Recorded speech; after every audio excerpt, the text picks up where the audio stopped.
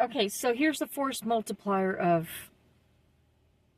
what we've been going through for a very very long time, especially now that Elon Musk revealed what really a lot of us already knew, about all the corruption, money laundering, tax dollars being stolen, cooking the books, when money is sent to other countries for whatever freaking reasons. Oh, we're going to pay you money so you don't shoot at us.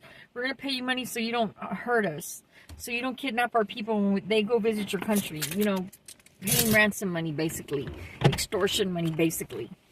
Especially these countries have some kind of blackmail and some politicians. So blackmail, extortion money, this has been going on for a long time. Cooking the books. I told one of my history professors about this, and he just, anyway.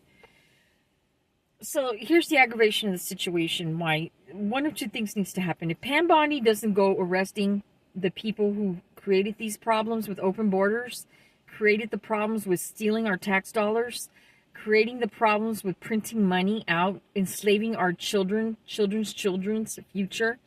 And I don't really think that a lot of people grasp what that means. It's printing money that we have not earned. But they say, like, when we receive a social security, there's already kind of an accredited amount of money in your account. And so that's, I don't know how that's allocated. Those are the kind of numbers, but it's allocated.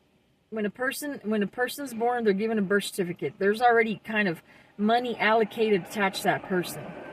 So again, printing the money is, I guess that's where printing the money comes in, is because the way it's called is like a 100-year plan. Our children's future, our children's children's future is already been sold out. And so if you haven't passed that threshold of like living comfortably, then we're going to be kept in a situation where, like, we're getting by. We're getting by. And then that we deserve so much more, but they're robbing us. And people ain't realizing that, are not really fathoming how this is being done and how it's being exposed. But now just to really swallow it and imbibe it and like really understand, and then be able to regurgitate it out and say, this is how I understand it to be, and it's bullshit. Okay. And so one of two things needs to happen. If the arrests are not made of politicians, corrupt politicians, their handlers, right? The Vanguards, the Black Rocks, the Soros, the who knows what other one of 13 families. If there's not arrest of these people, then the other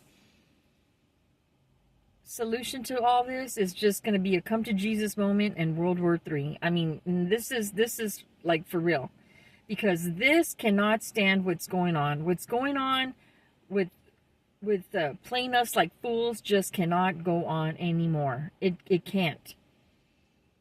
People are gonna be able to even speak it and even say it better than I can say it.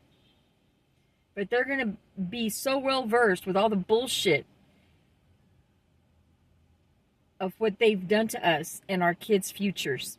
Every time they print money out, they're already selling out our kids' futures. So those are one of the two things that need to happen.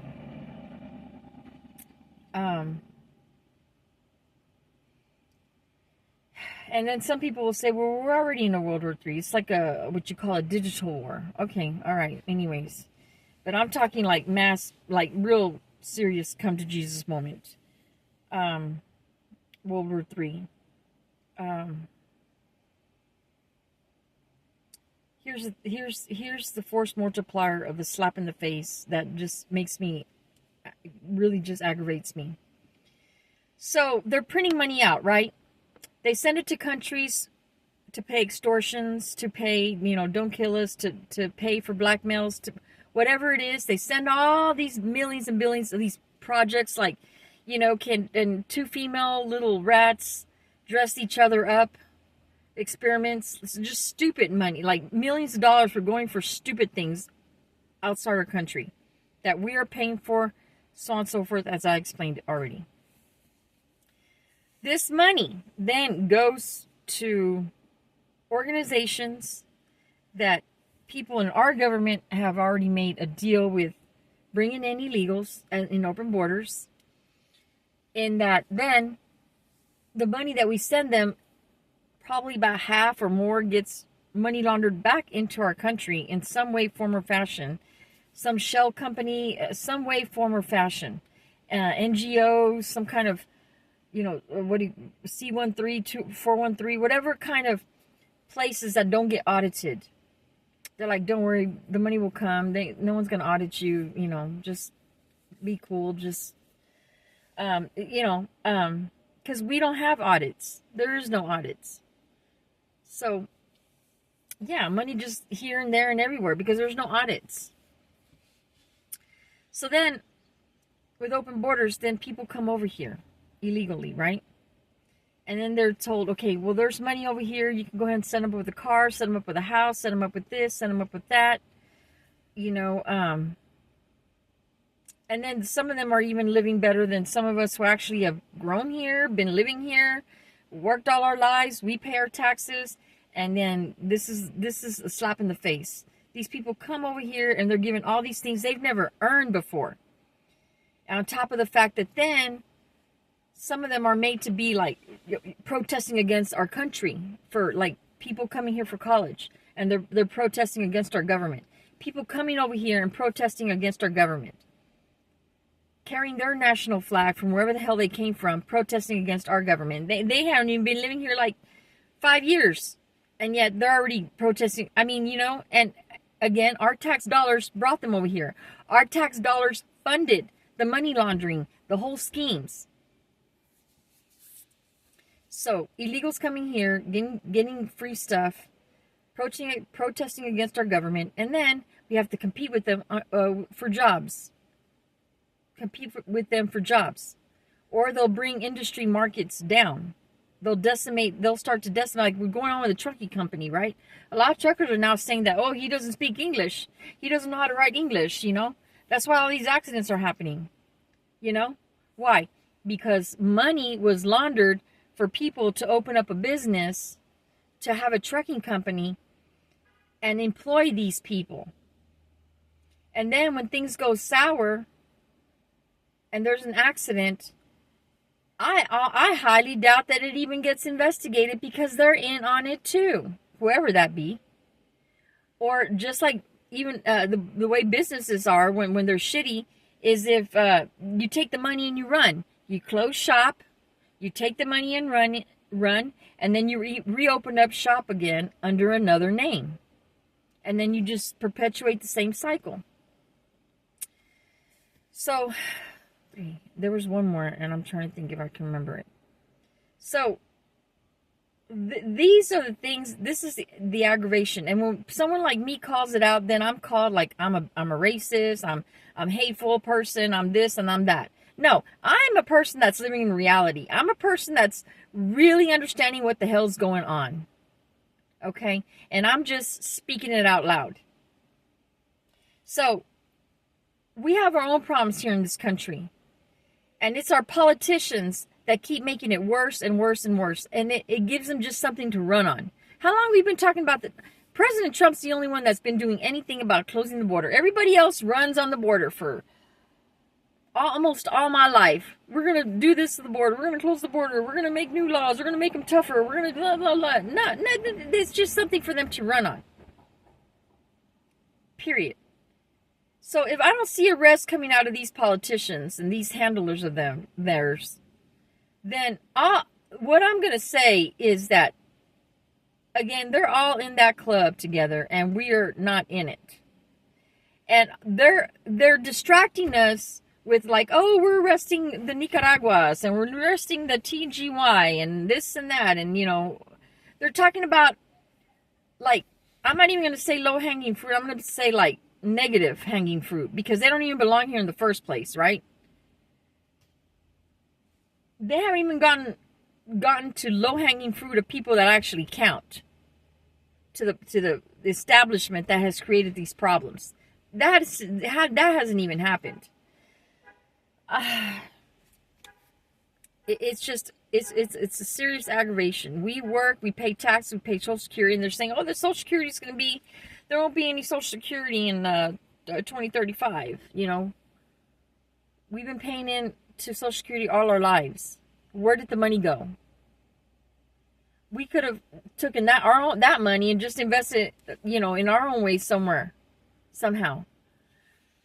We're being robbed constantly, and they're not arrested. That means what they're doing is they're just allowing their friend politicians just to run on, you know, the problems that keep rinse, wash, and recycle. We rinse, wash, and recycle. Rinse, wash, and recycle. It's a pattern. It's a pattern. You know, I was getting excited with President Trump and getting excited with a lot of things, but now I see that all these little, quote unquote, little teeny tiny victories, that that's what they are, tiny, because if Congress doesn't put it into law, then the next person's going to come in and just erase all that and just go back to the way it was. Better yet would be, well, we have it in the Constitution. A lot of the Constitution does protect the American people, but it's politicians and these stupid judges that, most of these judges, apparently they come from Canada, that are going against our Constitution. So, yeah, this is what's going on. I know I put a video out earlier, but I wanted just to really more specify the two ways to really solve this issue. And the slap in the face, the force multiplier of like how our money, tax dollars and Social Security is being robbed from us. And it's being money laundered into organizations outside our country where that money is then money laundered back into, because the money is not audited. Well, Elon Musk started auditing in a way, and he's been, you know, he pretty much pointed out what I'm saying now. But in a way, I was already saying this a long time ago. To me, I just connected the dots. All I did was connect the dots, and people be like, oh, you're conspiracy theory, you know, how do you have proof of that? You don't really know that that's going on. I'm like, dude, if you've heard enough of politics and you've kind of understood the pattern of politics, it ain't that hard to know that they're cooking the damn books. And that professor was like, well, I don't think they're doing that. A professor, you know, from Maryland. His dad was probably in the CIA. Every time I hear somebody's from Maryland, I'm like, dude, okay, who in your father is the CIA? Who your father is like part of the FBI government or this Intel or this, that or the other. Like, yeah, and that damn freaking professor. Oh, I'm like, you know, so hoity-toity education, and you know, I rule over you. He had told me, I don't care about your politics. Oh, look at that. I told you.